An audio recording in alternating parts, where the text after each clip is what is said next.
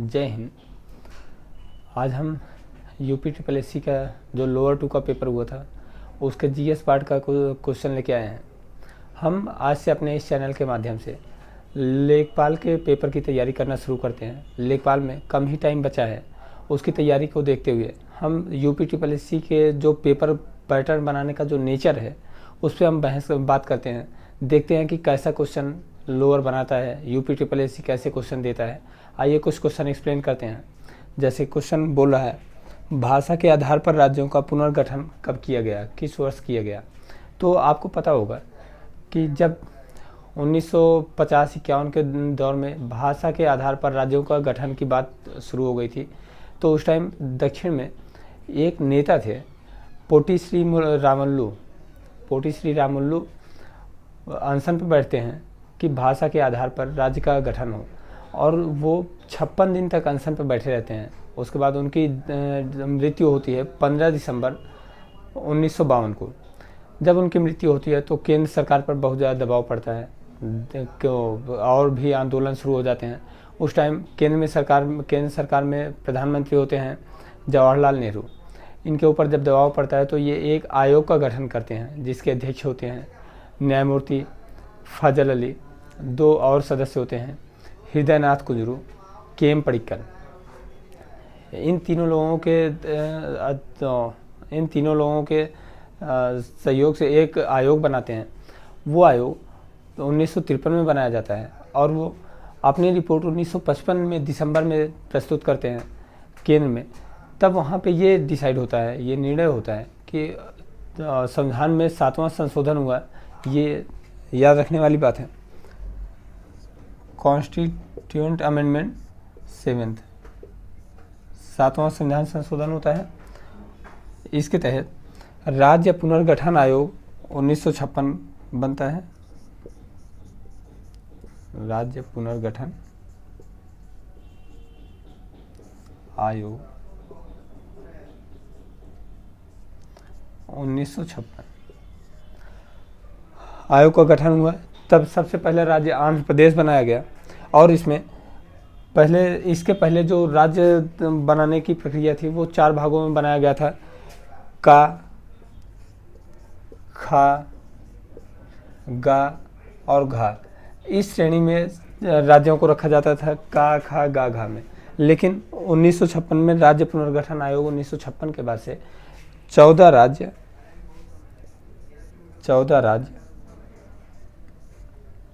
और 5 केंद्र शासित प्रदेश बने। 5 केंद्र शासित प्रदेश बने।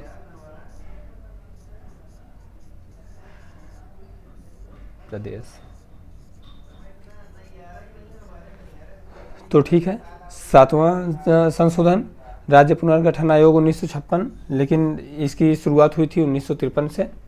1953 से इसकी शुरुआत हुई थी। उसके बाद 14 राज्य, पहली बार 14 राज्य और 5 केंद्र शासित प्रदेश बने। ये सारे क्वेश्चन टॉपिक इंपॉर्टेंट हैं, इसे नोट करिएगा। दूसरा क्वेश्चन पूछता है, जापान में होन्शु नामक द्वीप किसके लिए प्रसिद्ध है। आपको बता दें कि जापान में 4 जो महत्वपूर्ण द्वीप हैं वो सीक्वेंस हमेशा पूछता है, उत्तर से दक्षिण, दक्षिण से उत्तर। तो हम आइए इसे देखते हैं। ये जापान में होन्शु नामक द्वीप किसके लिए प्रसिद्ध है, तो ये तेल के लिए प्रसिद्ध है। हम देखते हैं कि उसका उत्तर से दक्षिण क्रम, ये एग्जैक्ट तो चारों द्वीप नहीं है, लगभग ऐसे ही समझने के लिए, हम आपके समझने के लिए बना दिए हैं। देखिए इसका एक ट्रिक है, उत्तर से दक्षिण हम इसे कैसे याद करेंगे। कैसे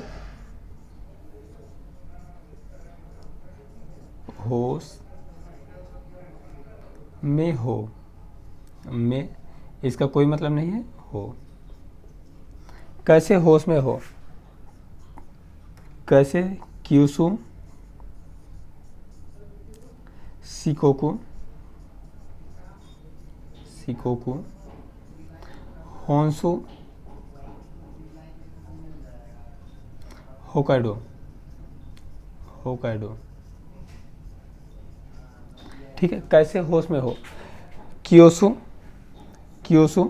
सिकोकु होन्शु होकाइडो। ये अक्सर पूछता रहता है। अभी लास्ट ईयर आरओ के पेपर में भी पूछा था। तो सीक्वेंस कभी कभी उत्तर से दक्षिण पूछता है, कभी कभी दक्षिण से उत्तर पूछता है। अगर दक्षिण से उत्तर पूछे तो क्योसो, शिकोकू, होन्सू, होकाइडो। अगर उत्तर से दक्षिण पूछे होकाइडो, होन्सू, क्योसो, शिकोकू। इसका जो सबसे बड़ा आइलैंड है होन्सू है। और जो जापान की राजधानी है टोक्यो, टोक्यो भी होन्सू द्वीप पर ही स्थित है। यहीं पे टोक्यो है, टोक्यो। आपको और एक बात बताते चले यहाँ से, जब 1945 में अमेरिका यहाँ पे बम गिराया था, तब से 15 अगस्त 1945 से आज तक जापान के पूरे द्वीप पे जापान की सुरक्षा की जिम्मेदारी अमेरिका के हाथ में है। अमेरिका यहाँ पे जितनी भी सैनिक है, पूरी सैनिक अमेरिका की है। जापान की कोई अपनी सेना नहीं है, पूरी की पूरी सेना अमेरिका की है। अमेरिका यहाँ अपनी सेना रखने का एक और कारण था, क्योंकि इसके ऊपर ही और रूस है। और रूस और अमेरिका हमेशा एक दूसरे के कट्टर विरोधी हैं। हालांकि ये आपस में आज तक कभी युद्ध किए नहीं, लेकिन ये दुनिया को कभी शांति से बैठने नहीं दिए। ये यहाँ पे अपनी सेना रखने का सबसे मेन कारण ये था कि रूस पे अपनी पकड़ बनाए रखे, और अमेरिका की पूरी सेना, जापान की पूरी सेना अमेरिका के कंट्रोल में चलती है। यहाँ पे पूरी सेना अमेरिका की है। आइए हम अगले क्वेश्चन की तरफ चलते हैं, देखते हैं थर्ड क्वेश्चन क्या है।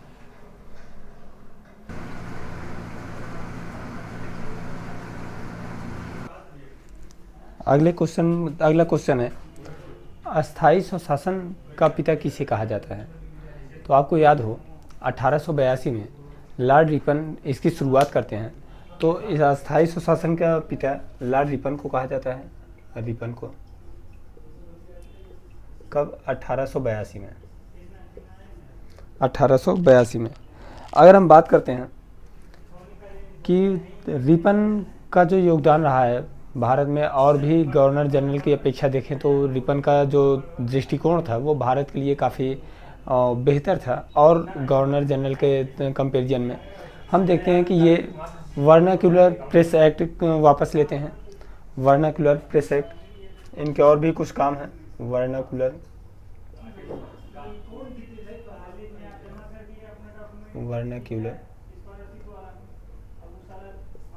Press act, vernacular press act, प्रथम फैक्ट्री अधिनियम और नियमित जनगणना इन्हीं के टाइम से शुरू हुई। हालांकि जनगणना तो की शुरुआत 1872 से होती है, लेकिन जो नियमित जनगणना थी वो रिपन के ही टाइम से शुरुआत हुई थी। तो याद रखिएगा, कुछ इनके और 2-3 पॉइंट हैं। रिपन 1882 में अस्थायी स्वशासन की शुरुआत किए थे। वर्नाक्युलर प्रेस एक्ट, इनके टाइम में अकाल के लिए एक आयोग बना था, वो भी इन्हीं के टाइम में बना था। वर्नाक्युलर प्रथम फैक्ट्री अधिनियम, नियमित जनगणना इन्हीं के टाइम से शुरुआत होती है। अगला क्वेश्चन क्या है, जल्लीकट्टू कहाँ का त्यौहार है? जल्लीकट्टू अगर हम देखते हैं कि कहाँ का त्यौहार है, तो आपको पता होगा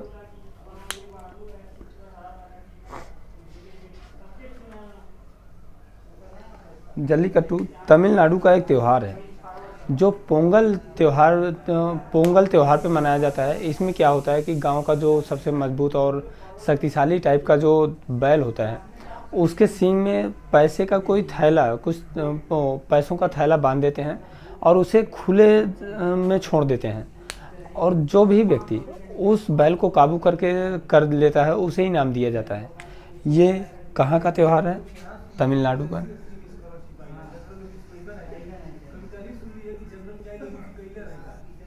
पोंगल त्यौहार में मनाया जाता है, त्यौहार के अवसर पे मनाया जाता है। जो भी इस बैल के सींग में सिक्के का से भरा थैला बांधते हैं, जो भी इस बैल को अपने काबू में कर लेता है उसे इनाम दिया जाता है। आइए हम कुछ क्वेश्चन और देखते हैं, अगले क्वेश्चन की तरफ चलते हैं।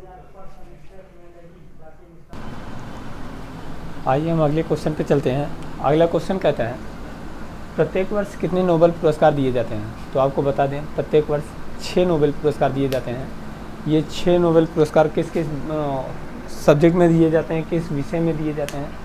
तो शांति में, साहित्य में, चिकित्सा में, अर्थशास्त्र में और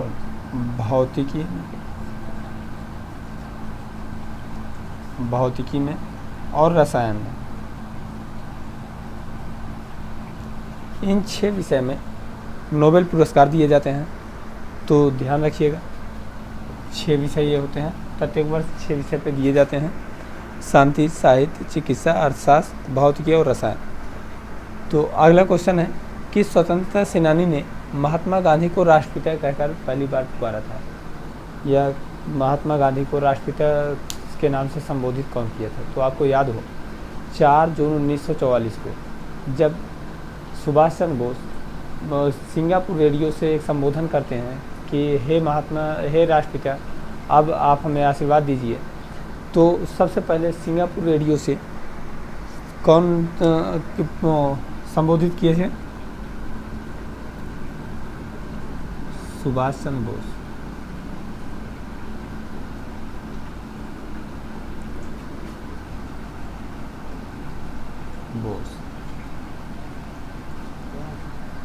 सुभाष चंद्र बोस पहली बार महात्मा गांधी को राष्ट्रपिता कह के पुकारे थे। और महात्मा कौन कह के पुकारा था, ये क्वेश्चन है। महात्मा सबसे पहले कौन बोला था इन्हें? तो रविन्द्रनाथ टैगोर इन्हें महात्मा की उपाधि देते हैं, और सुभाष चंद्र बोस इन्हें राष्ट्रपिता की उपाधि देते हैं। ये क्वेश्चन इम्पॉर्टेंट है, ये ध्यान दीजिएगा। हम आगे और क्वेश्चन कुछ देखते हैं।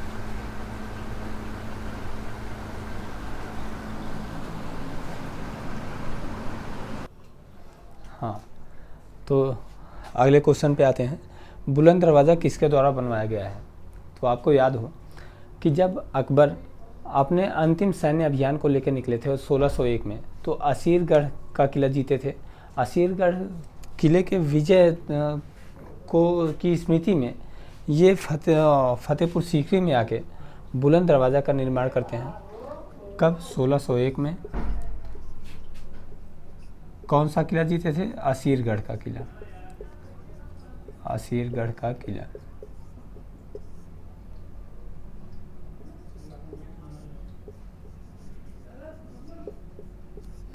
कहाँ बनवाते हैं? फतेहपुर सीकरी में।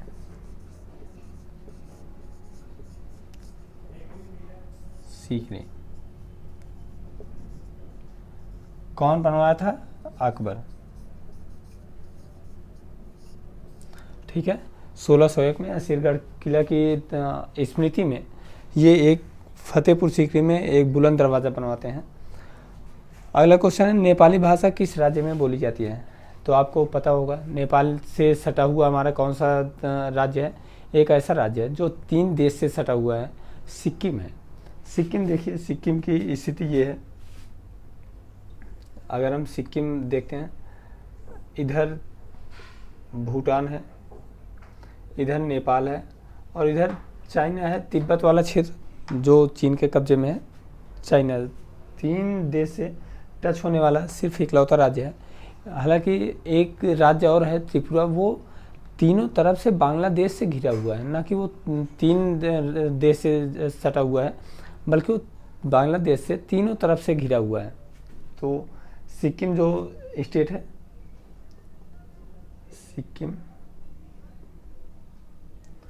सिक्किम एक तरफ नेपाल, पूर्व में भूटान, उत्तर में चाइना या तिब्बत से लगा हुआ राज्य है। यहाँ पे नेपाली बोली जाती है, लेप्चा बोली जाती है, हिंदी बोली जाती है बहुत कम मात्रा में। तो ये राज्य है। अगर सिर्फ यही क्वेश्चन आता है, तो अगर हम आपको यहाँ से बताते हुए चलें कि सिक्किम ऐसा राज्य है जहाँ की पॉपुलेशन सबसे कम है, आपके लिए क्वेश्चन है कि सबसे कम क्षेत्रफल वाला राज्य कौन सा है, ये आप कमेंट में बताइएगा। और जो सबसे कम पॉपुलेशन वाला राज्य है वो है सिक्किम।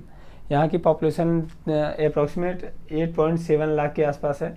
ये 2011 की जनगणना के अनुसार बता रहा हूँ, अभी 2021 का जनगणना आया नहीं है, तो इसलिए करंट अपडेट आपको नहीं बता पाएंगे। और यहाँ की जो लोकसभा और राज्यसभा सीट है वो आप याद रखिए एक ही है, क्योंकि आपको पता होगा 10 लाख पॉपुलेशन पे एक सीट लोकसभा राज्यसभा की होती है। तो यहाँ पे एक लोकसभा की सीट है और एक राज्यसभा की सीट है। तो ये ध्यान रखिए, ये सिक्किम था। और आइए हम अगले क्वेश्चन पे चलते हैं। अगला क्वेश्चन क्या है, आइए हम बहुत ही इंटरेस्टिंग क्वेश्चन की तरफ आ गए हैं। क्वेश्चन पूछ रहा है भोपाल गैस आपदा में किस गैस का रिसाव हुआ था। तो ये घटना है 4 दिसंबर 1984 की। याद हो आपको, यहाँ पे मिथाइल आइसोसाइनाइड गैस का रिसाव हुआ था, जिसमें जो सरकारी आंकड़ा आता है तकरीबन 15,000 लोग की इसमें मौत होती है। तो ये भोपाल में 4 दिसंबर 1984 में ये हादसा होता है। कौन सी गैस होती है, MIC, methyl isocyanide.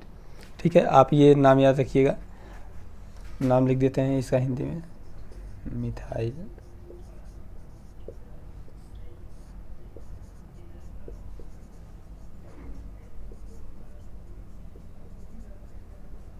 Cyanide. Okay, ऐसी एक घटना और हुई थी यूक्रेन में। आपको इस टाइम आप देख ही रहे होंगे, यूक्रेन रूस का तो वार चल रहा है। तो यूक्रेन में एक जगह था, एक नदी है पिपरियात। पिपरियात नदी के किनारे एक शहर बसाया जा रहा था, प्रीपेड शहर, उसका नाम था प्रीपेड शहर। तो वहाँ पे क्या था कि शहर को पहले बसा के तब वहाँ पे बस्ती को बसाई जाती थी, बसाने का प्लान था उनका। तभी क्या हुआ कि सारे तैयारी हो गई और वहाँ पे तो परमाणु ऊर्जा घर वहाँ पे लगा दिया गया। परमाणु ऊर्जा घर और परमाणु बम में बहुत बड़ा अंतर नहीं होता, बस लीक करने का अंतर होता है। अगर वो लीक कर गया तो परमाणु बम की तरह ही काम करता है। अब क्या हुआ, ये 1986 की घटना है, अप्रैल 1986 के। वहाँ पे क्या होता है कि कुछ अधिकारी आते हैं जांच के लिए, वो गए परमाणु ऊर्जा संयंत्र ऊर्जा देखने के लिए। तो वहाँ पे कुछ अधिकारियों के कुछ मिस्टेक से वो लीक कर गया। और आपको बता दें कि परमाणु ऊर्जा कोई इतना ऐसा नहीं है कि इतना खतरनाक गैस होता है कि आप सांस लिए तुरंत ही ख़त्म हो जाते हैं लोग, ऐसा नहीं होता। उसमें ये होता है, वो एक प्रदूषण की तरह होता है।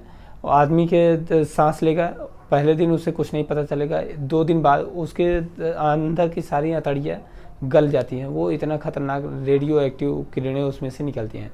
वो एक तरीके का प्रदूषण है।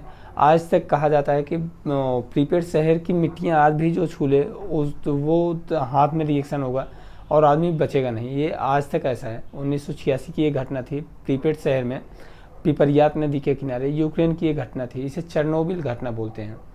तो वहाँ पे ये हुआ था कि ये कहाँ की घटना है, चेरनोबिल 1986। वहाँ पे परमाणु ऊर्जा संयंत्र से गैस लीक कर गई थी। ठीक है, आइए हम क्वेश्चन देखते हैं। पृथ्वी के ऊपरी परत मुख्यतः किसके बने होते हैं। क्वेश्चन ये है। मैं यहाँ पे आपको ऑप्शन नहीं दे रहा हूँ क्योंकि यहाँ पे पूरा एक्सप्लेन ही कर रहा हूँ, तो ऑप्शन की ज़रूरत नहीं पड़ेगी। हम बात करते हैं पृथ्वी के ऊपरी परत की, तो हम पृथ्वी का एक पार्ट बना ही लेते हैं।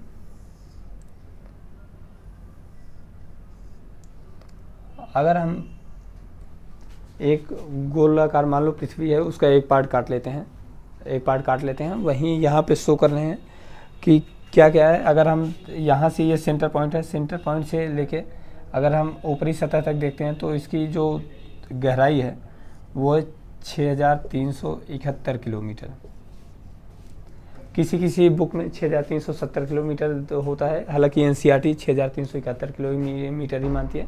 वो 370 के 6,371 की जगह 70 जो होता है, कभी कभी कोई ऊंची जगह से नापते हैं, कभी नीची जगह से। तो ये 6,371 NCERT में दिया है। ओके, अगर हम बात करते हैं, ये ऊपरी परत होती है जो यहाँ पे अधिक मात्रा होती है सिलिका प्लस एल्यूमिनियम की। सिलिका प्लस एल्यूमिनियम की अधिकता होती है यहाँ पे। इसे हम इसलिए सियाल बोलते हैं, सियाल। सी से सिलिका और आल, एल्यूमिनियम का आल, सियाल इसे बोलते हैं। हम देखते हैं कि दूसरी परत जो होती है वो मेंटल होती है। मेंटल के 2 पार्ट करते हैं, एक ऊपरी मेंटल, ऊपरी, और एक निचली मेंटल, निचली। ठीक है, हम बात करते हैं कि यहाँ पे किस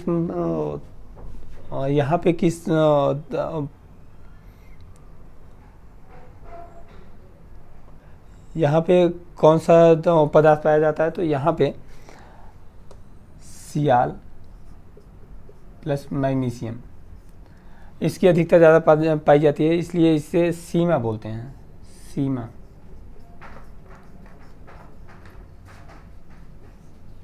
सियाल प्लस मैग्नीशियम। अगर हम नीचे बात करें तो नीचे होता है नीफे, निकिल और फेरस, यहाँ इसकी अधिकता होती है, तो नीफे, इसे केंद्र में नीफे बोलते हैं,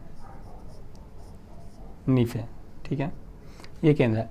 अगर हम बात करें यहाँ पे कुछ डिसकंटिन्यूटीज़ होती हैं, उसे याद रखना ज़रूरी होता है, वो कभी कभी एग्जाम में पूछता है। तो आइए हम देखते हैं कि 5 डिसकंटिन्यूटीज़ कौन कौन सी हैं।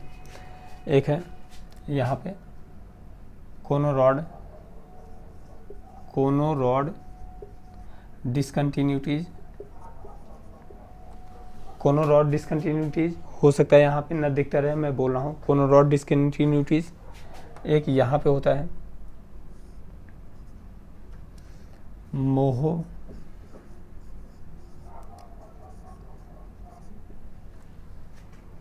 मोहो डिसकंटिन्यूटीज़। फिर होता है रेपिटी डिसकंटिन्यूटीज़, रेपिटी डिसकंटिन्यूटीज़। फिर होता है एक लेमन, लेमन डिसकंटिन्यूटीज़। और एक होता है गुटेनबर्ग,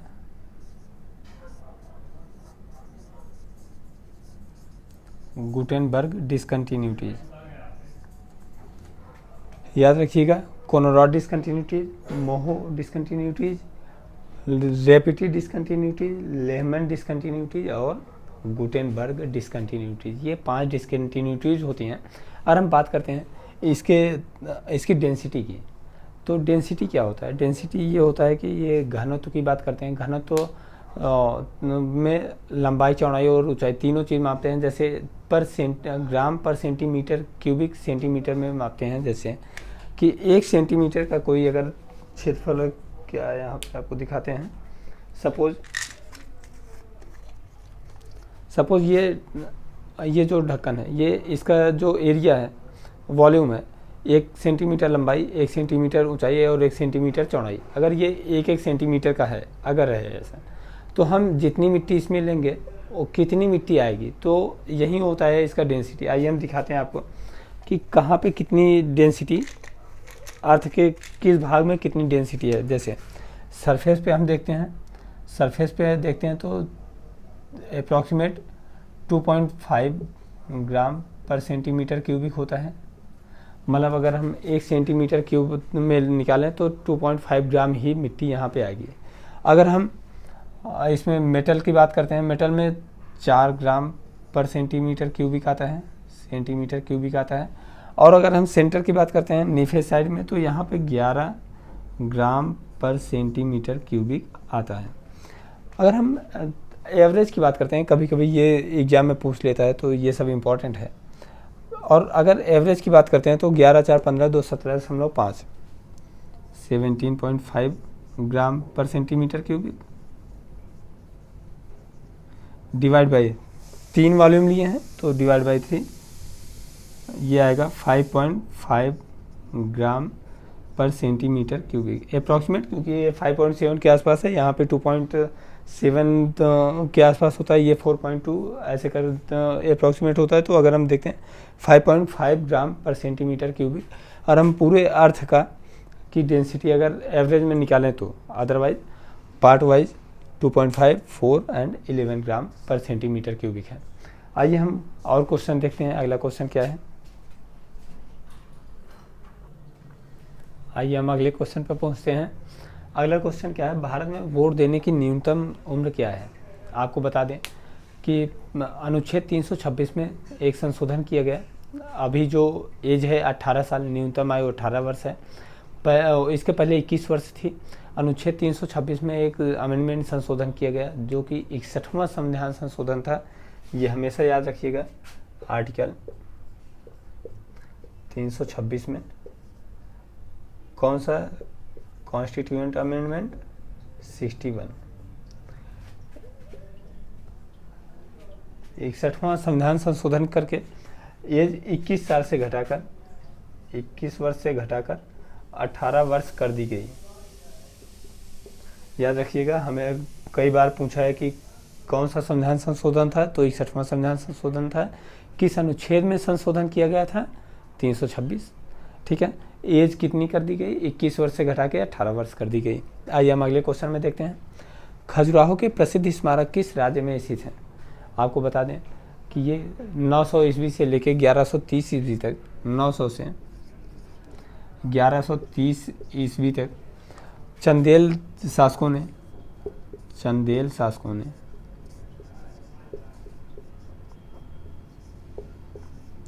इसका निर्माण करवाया है। और इसमें कंदरिया महादेव का मंदिर,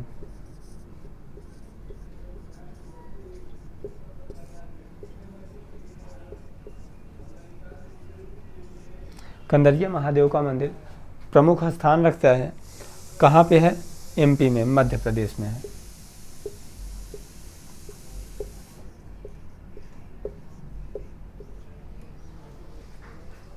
इस क्वेश्चन से आपके 4 क्वेश्चन कंप्लीट हो रहे हैं। कहाँ पे है? मध्य प्रदेश में।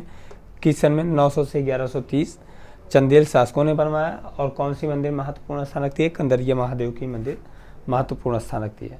आइए हम कुछ और क्वेश्चन देखते हैं। अभी इसके कुछ और क्वेश्चन बचे हैं, हम सारे क्वेश्चन कवर करके चलते हैं। आइए हम लोग कुछ और क्वेश्चन देखते हैं। अब जनरली सारे क्वेश्चन 1 लाइनर क्वेश्चन है, बड़े छोटे छोटे क्वेश्चन हैं। आइए कुछ क्वेश्चन यहाँ लिखे हैं, देखते हैं। पूछ रहा है 140 डिग्री उत्तरी अक्षांश रेखा किन 2 देशों को अलग करती है? तो 140 डिग्री अक्षांश रेखाएं उत्तरी अमेरिका और कनाडा को अलग करती है। उत्तरी अमेरिका और कनाडा को, जो कि विश्व की सबसे शांत प्रिय लाइन है, जहाँ पे कोई बॉर्डर डिस्प्यूट कभी नहीं होता। तो ये है उत्तरी अमेरिका और कनाडा के को 2 देशों को अलग करता है। कौन सी लाइन? 140 डिग्री उत्तरी अक्षांश। कौन सा है? North America plus Canada, Canada को अलग करता है। गौतम बुद्ध ने दुनिया के लिए दिव्य ज्ञान का प्रचार कहाँ से शुरू किया? महाबोधि के मंदिर से ये शुरुआत किए थे। इसका ऑप्शन है, आंसर है महाबोधि मंदिर समूह, महाबोधि मंदिर समूह।